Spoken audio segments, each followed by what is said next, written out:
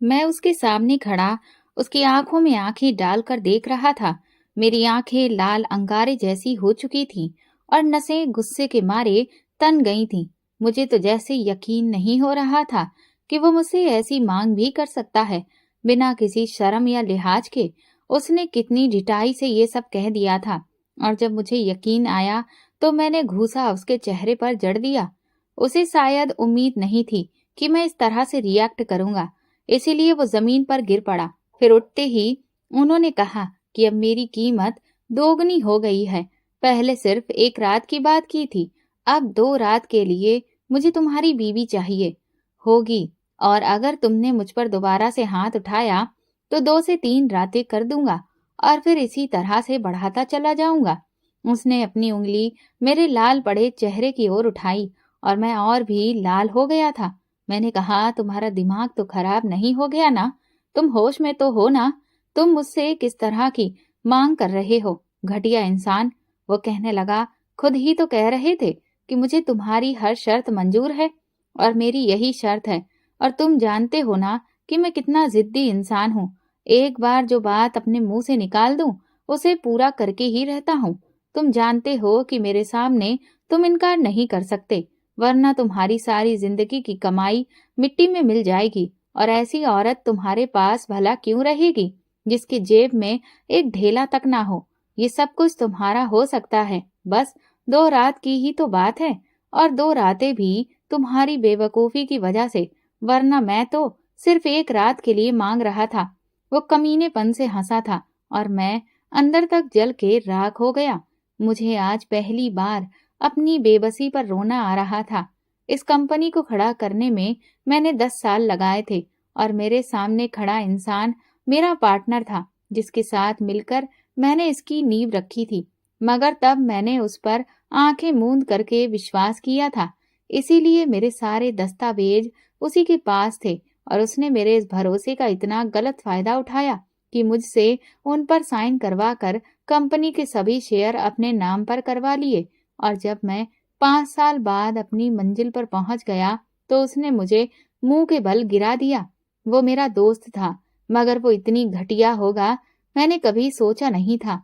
और जब मुझे उसकी असलियत का पता चला तो पानी सिर से बहुत ऊपर निकल चुका था। मगर उसने मुझसे एक शर्त रखी थी, सिर्फ एक शर्त, पर मुझे मेरी कंपनी के शेयर लौटाने को वो तैयार था, अगर मैं अपनी बीवी को उसके हवाले कर देता। और मैं उसकी ये शर्त सुनकर ही गुस्से के मारे आपे से बाहर हो गया था।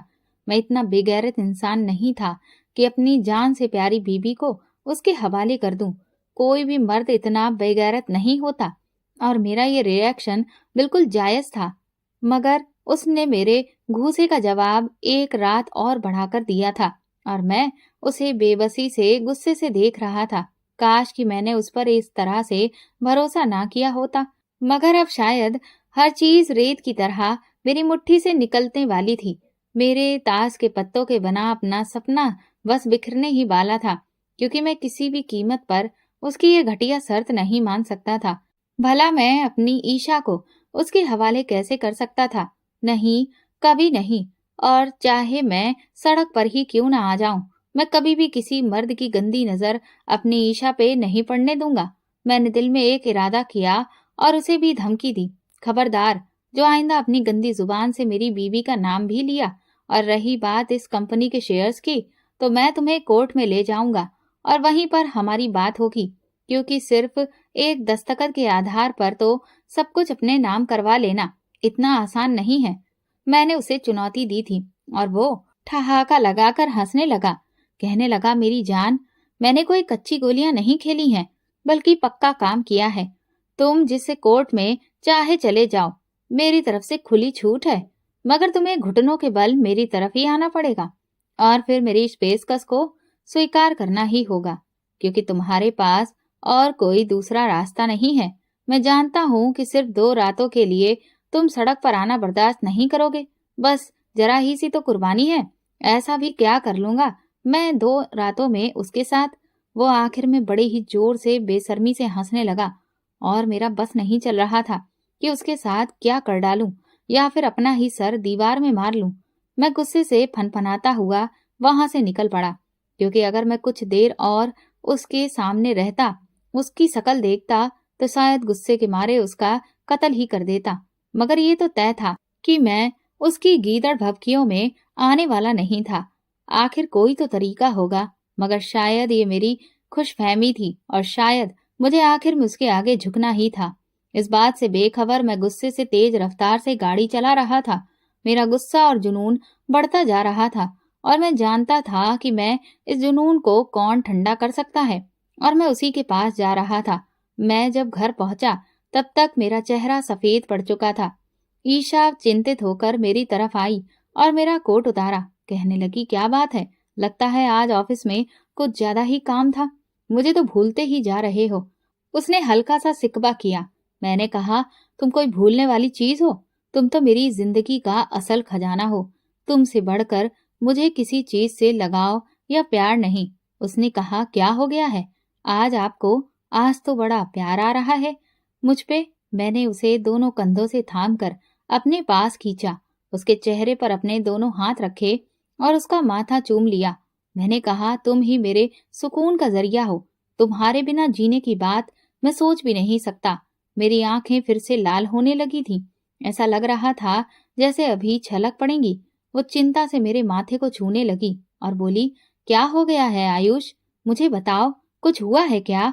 तुम इस तरह खोने की बातें क्यों कर रहे हो? वो चिंता दिखाने लगी थी। मेरा और ईशा का ऐसा रिश्ता था कि हम बिना कहे एक दूसरे के दिल का हाल जान लेते थे। वो मेरी आंखें पढ़ लेती थी और मैं उसके दिल की हर धड़कन को समझता था। भला मैं ईशा को किसी और के हवाले कैसे कर सकता था? क्या मैं इतना गिरा हुआ इंसान हो सकता था कि अपनी कंपनी के लिए अपनी बीवी, अपनी इज्जत, अपनी मोहब्बत से हाथ धो लूं? मुझे तो समझ नहीं आ रहा था कि असल में उसने इतनी गिरी हुई बात मुझसे क्यों की। हमारी इतनी पुरानी यारी थी और वो तो ईशा का अच्छा दोस्त भी था। वो इतनी घिनौनी बात कैसे कर सकता था?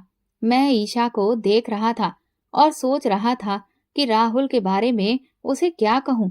उसने मेरे चेहरे के सामने चुटकी बजाई और पूछा, किस सोच में गुम हो गए हो? खाना लगा दूं आपके लिए? मैंने कहा, हाँ, तुम खाना लगाओ, मैं अभी फ्रेश होकर आता हूँ। वो मुस्कुराकर चली गई।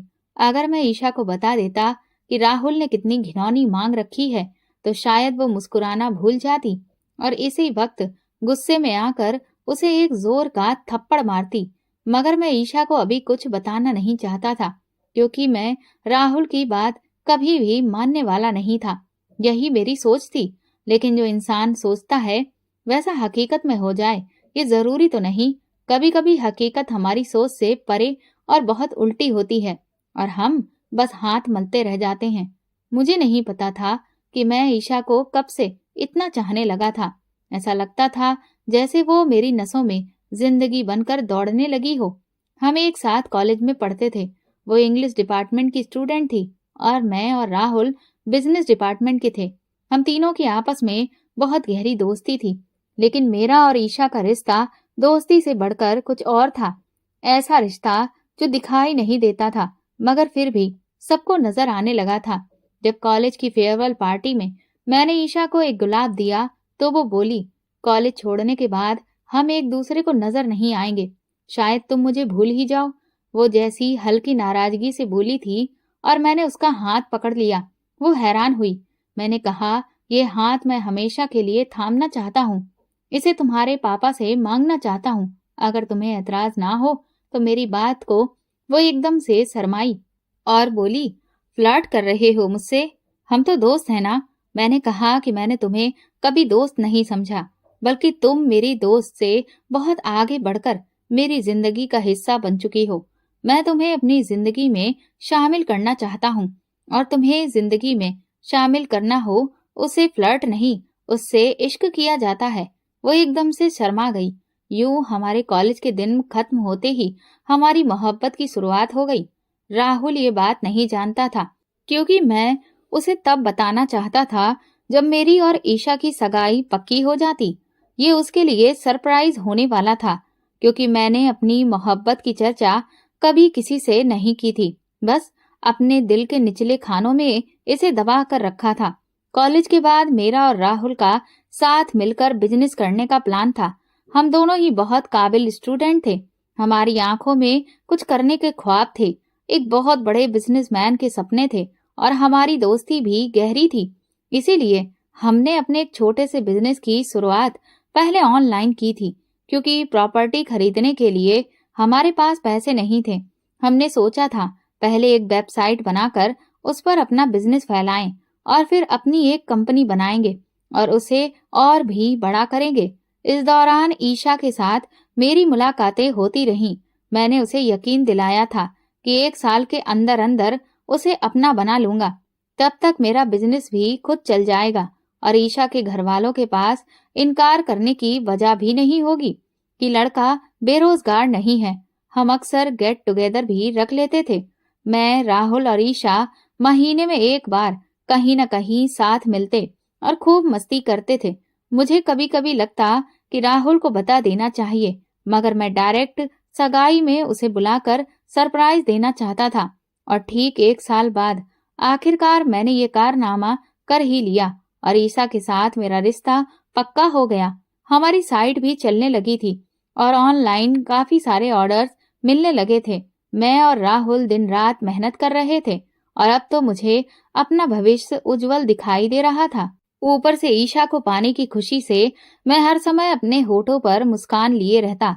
राजेश, जो कि हमारी टीम में था, वो काफी टटोलने में लगा हुआ था मुझको, लेकिन मैं उसे हर बार टाल देता था और कहता कि समय आने पर सब बता दूंगा, ये एक सरप्राइज है। जब मैं एक आंख दबाकर ये कहता तो वो सोच में पड़ जाता। फिर जब मैंने राहुल के सामने अपनी सगाई का निमंत्रण रखा तो वो सन्न रह गया था। वो मुझे हक्का बक्का होकर देखने लगा। जब उसने कार्ड पर आयुष के साथ ईशा का नाम देखा तो उसकी उंगलियों में साफ साफ कपकपाहट होने लगी थी और उसका चेहरा चूने के जैसा सफेद पड़ गया था। राहुल ने पूछा, ये क्या मजाक है आयुष?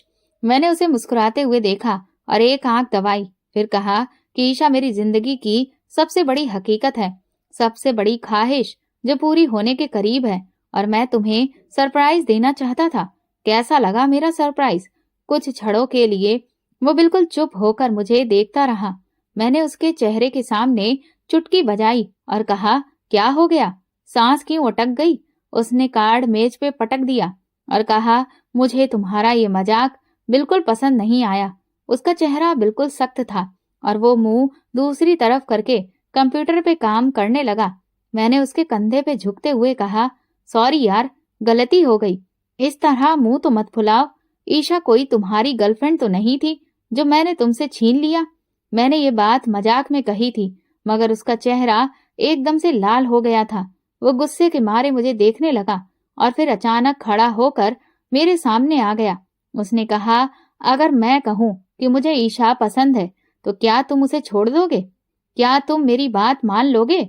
उसकी बात सुनकर तो मैं एकदम से सन्न हो गया था। मैंने कहा, क्या मतलब है तुम्हारा? ये कौन सा मजाक है? उसने कहा, बिल्कुल उसी तरह जैसे तुमने मेरे साथ किया, बल्कि तुम दोनों ने मेरी आंखों में धूल झोंकी है। मैं तुम्हें माफ नहीं करूंगा। मैंने कहा, देखो राहुल, ईसा सिर्फ और सिर्फ मुझसे प्यार करती है और मैं उससे प्यार करता हूँ। अगर हम दोनों शादी कर रहे हैं तो इसमें क्या बुरा है? हाँ, तुम्हें देर से बताया, ये मेरी गलती है और मैं इसे मानता हूँ, लेकिन अगर पहले भी बता देता तो तुम क्या कर लेते? क्योंकि ईसा सिर्फ मुझसे प्यार करती है और मुझे पता है कि तुम मजाक कर रहे हो। ईसा से तुम कैसे प्यार कर सकते हो? वो तो तुम्हारी दोस्त है ना? राहुल कहने लगा, क्यों? मैं क्यों नहीं कर सकता? तुम्हारी भी तो वो दोस्त थी ना। अगर तुम उससे प्यार कर सकते हो तो मैं क्यों नहीं कर सकता? मैंने कहा, लेकिन तुमने मुझे कभी बताया नहीं। आयुष ने कहा कि तुमने भी तो नहीं बताया, और अब रखो उसे। अपने नाम करने के बाद मुझे उससे कोई मतलब नहीं है। उसने जैसे मुझसे शिकायत की थी। उसकी आंखें लाल हो रही थीं। मैंने उसे दोनों कंधों से पकड़ लिया और कहा, सॉरी यार, अगर हमने तुम्हें हर्ट किया हो तो माफ कर दो। हमारी बहुत पुरानी दोस्ती है, सिर्फ इस वजह से नाराज मत हो हमसे। ये तो दिलों के मामले हैं, दिल जिस पर आ जाए क्या किया जा सकता है? राहुल ने कहा, सच यार, दिल जिस पर आ जाए भला क्या कर सकते हैं। उसने अचानक से गहरी सांस ली और फिर वापस कुर्सी पर बैठ गया। मैंने भी उसे उसके हाल पर छोड़ दिया।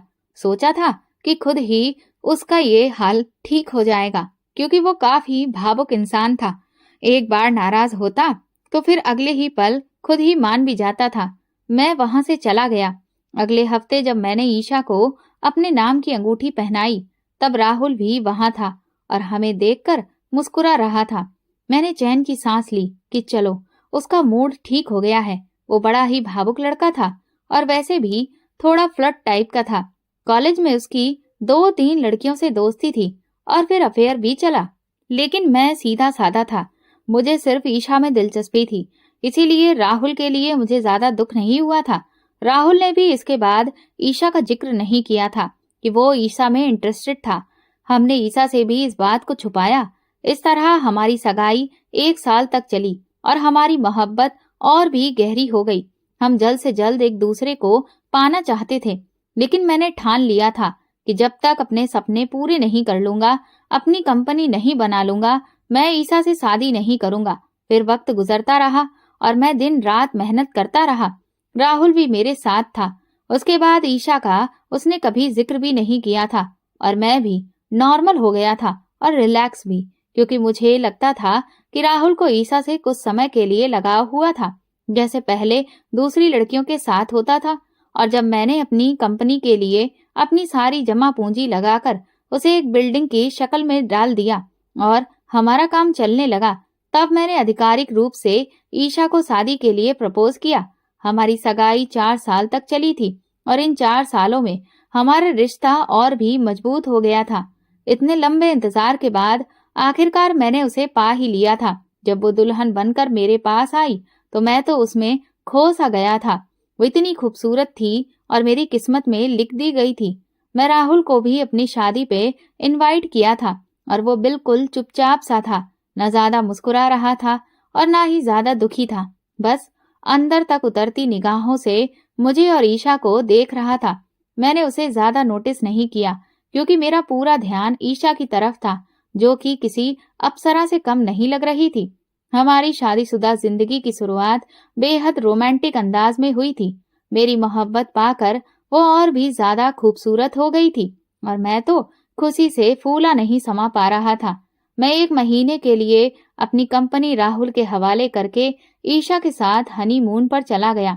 वो मेरी जिंदगी का सबसे हसीन वक्त था जो मैंने उसकी संगत में गुजारा था।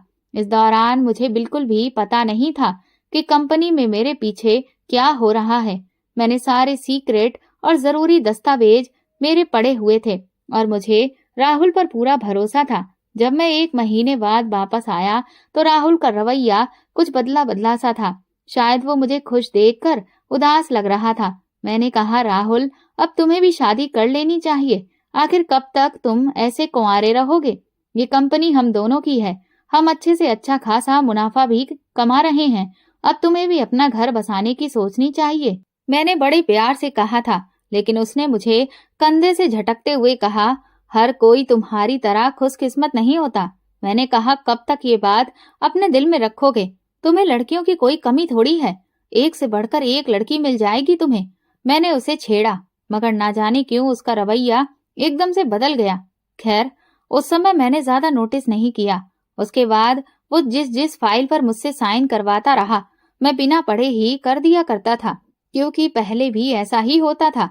मगर मुझे क्या पता था कि मेरी नाक के नीचे वो कितना घिनौना खेल खेल रहा है। उसके अंदर मेरे लिए इतनी जलन और नफरत भर गई थी कि उसने मेरी कंपनी को ही अपने नाम करवा लिया और मैं उसके सामने एकदम खाली हाथ खड़ा था। दुख इस बात का था कि वो मेरा दोस्त था, जिस पर मुझे अपनी जान से भी ज्यादा भरोसा था, और वही सबसे बड़ा धोखेबाज निकला। अगर बात सिर्फ कंपनी की होती तो शायद मैं इसे इतना दिल पर ना लेता, मगर उसने मेरी बीवी पर भी नजर गंदी रखी हुई थी। मैं उसकी घटिया सोच पर जितना भी हैरान होता कम था। मैं ये बात ईशा को बताने की सोच भी नहीं सकता था। वो क्या सोचती राहुल के बारे में? घर आने के बाद मैं बिल्कुल खामोश था। बार बार वो मुझसे पूछने की कोशिश कर रही थी, लेकिन मैंने उसे बस हाँ मुंह में ही टाल दिया था। पहले मैं खुद इस मसले को हल करना चाहता था, राहुल से बात करना चाहता था, उसे प्यार से समझाना चाहता था कि आखिर वो मेरे साथ ऐसा क्यों कर रहा है। अगली सुबह जब मैं ऑफिस गया तो एक और कहर मेरा इंतजार कर रहा था। मैं अपनी ही बिल्डिंग के सामने खड़ा था, लेकिन इतना बेबस था कि अंदर जाने की इजाजत नहीं थी। वहां एक बहुत बड़ा बोर्ड लगा हुआ था जिस पर लिखा था ऑफिस फॉर सेल। मैं गुस्से, सदमे और बेबसी की हद पर था। मेरा बस नहीं चल रहा था कि मैं राहुल का मुंह तोड़ दूं। मैं राहुल के खिलाफ कानूनी कार्रवाई करूंगा, मैंने सोच लिया था। ऐसा कैसे हो सकता था कि मेरी जमीन, मेरी ही बिल्डिंग मेरे हाथ से इतनी आसानी से निकल जाए। जैसे ही मैंने जेब से मोबाइल निकाला, एक अनजान नंबर से कॉल आने लगा। मैंने तुरंत फोन उठाया। जो बात मैंने सुनी उसने मेरे होश उड़ा दिए। मुझे लगा जैसे मेरे पैरों से मेरे शरीर का बोझ उठने से इनकार कर दिया हो और फिर मैं अचानक ही जमीन पर गिर पड़ा। फोन पर वही कमीना था और कह रहा था कि घी अगर सीधी उंगली से ना निकले तो उंगली को टेढ़ा करना पड़ता है। कितना इंतजार किया मैंने इस पल का, जब ईशा मेरी हो जाएगी। तुमसे मैंने एक रात के लिए ईशा को मांगा था, मगर अब तुम उसकी शक्ल कभी नहीं देख सकोगे, क्योंकि मैं तुम्हारा सब कुछ छीन कर हमेशा के लिए यहाँ से जा रहा हूँ। बस तुम्हें बताना जरूरी समझा। आज से ईशा तुम्हारी जिंदगी से हमेशा के लिए बाहर है। वो सिर्फ मेरी है और मैं उसे हासिल कर चुका हूँ, क्योंकि जो चीज मुझे आराम से ना मिले उसे मैं जबरदस्ती छीन लेता हूँ। और ये तुम्हारे उस सरप्राइज का बदला था जो तुमने मुझे 5 साल पहले दिया था, क्योंकि अब तो तुम जरूर सरप्राइज हो गए होगे। ये कहते हुए वो जोर से हंसा था और फोन काट दिया। फोन के साथ जैसे मेरा दिल भी टूट गया। मुझे समझ नहीं आ रहा था कि मैं क्या करूं। मैं एकदम से पागलों की तरह दौड़ता हुआ अपनी गाड़ी में बैठा। मुझे अभी तक उसकी बातों पर यकीन नहीं था। मैं घर जाकर खुद ईशा को देखना चाहता था। यकीनन वो घर पे ही होगी। मैंने जैसे तैसे रास्ता तय किया। ये दर्द मैं ही जानता था। जब मैं घर पहुंचा तो खामोश घर मेरा दिल दहला रहा था। मेरे होश उड़ गए थे। क्या सच में उसकी बकवास सही थी? मैंने जल्दी से मोबाइल निकाला और कांपते हाथों से पुलिस को खबर कर दी कि मेरी बीवी का अपहरण हो गया है और मेरी प्रॉपर्टी पर कब्जा कर लिया गया है। एक पुलिस ऑफिसर से मेरी अच्छी खासी दोस्ती थी, इसीलिए उसने मुझसे कहा कि तुम बिल्कुल भी चिंता मत करो, परेशान मत हो, तुम्हारी बीवी बिल्कुल सही सलामत तुम्हारे पास होगी। 24 घंटों के अंदर उसने मुझे तसल्ली दी थी, मगर मेरा दिल डूबा जा रहा था। मैं ईशा को किसी भी कीमत पे खोने के बारे में सोच भी नहीं सकता था। न जाने वो उस मासूम के साथ क्या करेगा। उसे तो ये भी पता नहीं होगा कि राहुल इस कदर घटिया सोच का मालिक और धोखेबाज है। काश मैंने उस रात उसे सब कुछ बता दिया होता तो वो बहुत सतर्क रहती, मगर अब पछताने के सिवा कुछ भी नहीं किया जा सकता था। मैंने राहुल के घर पर भी पता किया, लेकिन घर बिल्कुल खाली था। उसने अपना सारा जरूरी सामान पहले ही वहां से निकाल लिया था, जैसे वो लंबी फ्लाइट पकड़ने की तैयारी में हो। पुलिस ने सभी एयरपोर्ट्स पर जाने वाली फ्लाइट्स की चेकिंग शुरू कर दी। मेरा दोस्त एक इंटेलिजेंस ऑफिसर था, इसीलिए सब काम बहुत ही जल्दी हो रहे थे, वरना पुलिस तो किसी आम आदमी की बात सुनने को भी तैयार नहीं होती। पहले इतने सारे प्रोटोकॉल से गुजरना पड़ता, फिर जाकर वो हमारी बात सुनते, मगर तब तक तो बहुत देर हो चुकी होती। मगर ये शुक्र था कि शिवम मलिक ने सारा केस अपने हाथ में लिया था। वो मेरा बहुत पुराना दोस्त था, मगर मैं बेहद परेशान था। जब तक ईशा को अपनी आंखों के सामने ना देख लेता, सांस तक नहीं ले पा रहा था। वो मेरी जिंदगी का सब कुछ थी। अगर उसे खरोच भी आ जाती तो मैं खुद को कभी माफ ना कर पाता। सुबह से शाम होने को थी। सारी फ्लाइट्स की पैसेंजर लिस्ट चेक की जा चुकी थी, मगर पुलिस को नहीं लग रहा था कि अगर वो देश से भागा है तो वो वाकई हवाई रास्ते से गया होगा, क्योंकि इतनी जल्दी ईसा का पासपोर्ट और वीजा बनवाना नामुमकिन था। पुलिस ने उसका नंबर ट्रेस किया, मगर नंबर भी बंद जा रहा था। फिर मेरा दिमाग धीरे धीरे काम करने लगा कि आखिर वो जा कहाँ सकता है। और फिर अचानक मेरे दिमाग में एक झटका सा लगा। 1 हफ्ता पहले मैं किसी काम से उसके कैबिन में गया था, वो वहां नहीं था, तो मैं फाइल्स देखने लगा। मुझे एक जरूरी फाइल की जरूरत थी कि अचानक एक फाइल में से कुछ गिरा। मैंने नीचे झुककर उन्हें उठाया तो वो 2 टिकट थीं। उनमें लिखी तारीख 1 हफ्ते बाद की थी। वो किसी समुद्री जहाज की टिकट थी जो 1 हफ्ते बाद जाने वाला था, और उन टिकट का आज की ही तारीख भी थी। अचानक मेरा सिर चकराने लगा। तो क्या वो ईशा को समुद्री रास्ते से ले जा रहा था ताकि किसी को शक ना हो? ये प्लानिंग उसने बहुत पहले से कर रखी थी। वो तो बस मौके के सही इंतजार में था। मैंने जल्दी से घर में समय देखा तो शाम के 5 बज रहे थे, यानी अब से ठीक 2 घंटे बाद वो जहाज यहाँ से रवाना होना था। ईशा तक पहुंचने के लिए मेरे पास सिर्फ 2 घंटे थे और कोई भी समय बर्बाद किए बिना हम वहां से निकल पड़े थे। फिर मेरे साथ ऑफिसर शिव मलिक भी थे। उन्होंने कहा, बड़ा चालाक आदमी है, लेकिन हमसे ज्यादा नहीं, हम उसे पकड़ लेंगे, तुम परेशान मत हो। बार बार मैं अपने माथे का पसीना पोंछ रहा था। अगर आज मैंने ईशा को खो दिया तो वो मेरी पहुंच से बहुत दूर निकल जाती। 1.5 घंटे बाद हम वहां पहुंच चुके थे। पुलिस ने सब कुछ अपने नियंत्रण में ले लिया था। पूरे जहाज को घेर लिया गया था। मैं उस जहाज में खुद भी घुस गया था और शिवम मलिक और उनके अधिकारी यात्रियों की सूची जांच कर रहे थे। लेकिन मैं पागलों की तरह इधर उधर दौड़ रहा था। जरूर ईशा को उसने बेहोश करके रखा होगा, क्योंकि होश में वो उसके साथ कहीं नहीं जाएगी।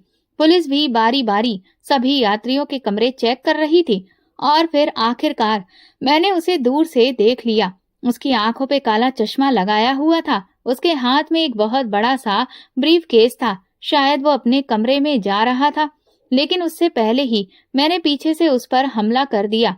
इस हमले पे वो अचानक घबरा गया, जैसे उसे यकीन ना हो कि मैं इतनी जल्दी यहाँ पहुंच जाऊंगा। इससे पहले कि मैं उसे मार मार कर खत्म कर देता, पुलिस पीछे से आ गई और उसे हथकड़ियां पहना दी। मैंने जल्दी से ब्रीफ केस खोला, क्योंकि मुझे यकीन था ईशा उसी में होगी, और यही हुआ था। वो पूरी तरह बेहोशी की हालत में मिली थी और उसे देखकर मेरा दिल राहुल को मारने को चाह रहा था। अगर वो थोड़ी देर और अंदर रहती तो शायद मर ही जाती। मैं उसे वहां से निकाल कर अपने से चिपका चुका था और पागलों की तरह रोने लगा था। राहुल को गिरफ्तार कर लिया गया था। उस पर कई मामले दर्ज किए गए थे। मेरी बीवी को साथ ले जाना और मेरे सारे कारोबार पर गलत तरीके से कब्जा करना और मुझे डराना धमकाना। वो इतनी आसानी से बाहर आने वाला नहीं था। ईशा बहुत परेशान थी, लेकिन बिल्कुल चुप थी। मैंने उससे पूछा, क्या तुम जानती थी ईशा कि वो तुमसे प्यार करता था? तो उसने कहा, हाँ, हमारी शादी के एक रात पहले वो मेरे पास आया और कह रहा था कि अगर तुम शादी से इनकार कर दो तो मैं तुम्हें आयुष से ज्यादा खुश रखूंगा, क्योंकि मैं तुम्हें पागलों की तरह चाहता हूँ। कब से? शायद आयुष से भी पहले। और मैं दूसरी लड़कियों के साथ इसीलिए फ्लर्ट किया करता था ताकि तुम उनसे जलन महसूस करो और मेरे करीब आ जाओ। लेकिन मुझसे पहले ही आयुष ने तुम्हें अपना बना लिया। और जो जुल्म ये है कि उसने मुझसे ये बात छुपाई थी, और जब उसने तुमसे सगाई की बात की तो मैंने भी सोच लिया कि तुम्हें प्रपोज करूंगा। अब तुम्हें उसके साथ देखना मुझसे सहन नहीं हो रहा था। प्लीज इनकार कर दो, वरना बहुत पछताओगी। तुम दोनों में मैं तुम दोनों को छोड़ूंगा नहीं। मैं तुम्हें दीवानगी की हद तक चाहता हूँ, लेकिन मैंने राहुल से सख्ती से कहा कि मैं तुम में इंटरेस्टेड नहीं हूँ। फिर वो मुझसे जबरदस्ती करने लगा, मुझे पागलों की तरह छूने लगा। मैंने उसके चेहरे पर थप्पड़ मार दिया था। उस दिन वो बहुत गुस्से में था कि सब कुछ जलाकर राख कर देगा, लेकिन उस रात के बाद उसने मुझसे संपर्क नहीं किया। मुझे लगा कि वो शर्मिंदा है, लेकिन मुझे क्या पता था कि वो तो तुमसे दुश्मनी पाल लेगा और थप्पड़ का बदला ऐसा लेगा। वो मेरे कंधे से लगी, फूट फूट कर रोने लगी और मैंने उसे अपनी बाहों में समेट लिया, क्योंकि मुझे भी नहीं पता था कि वो ऐसा पागल निकलेगा। लेकिन शुक्र था कि मैं मौके पर पहुंचकर ईशा को बचा सका था, वरना आज मेरा तो सब कुछ खत्म हो चुका होता। दोस्तों, अगर आपको हमारी कहानी पसंद आई है तो कमेंट करके जरूर बताएं और वीडियो को लाइक करके ज्यादा से ज्यादा शेयर करें। चैनल पर नए हैं तो सब्सक्राइब करें और हाँ, नोटिफिकेशन बेल को जरूर दबाएं ताकि अगली अपडेट सबसे पहले आपको मिले। धन्यवाद।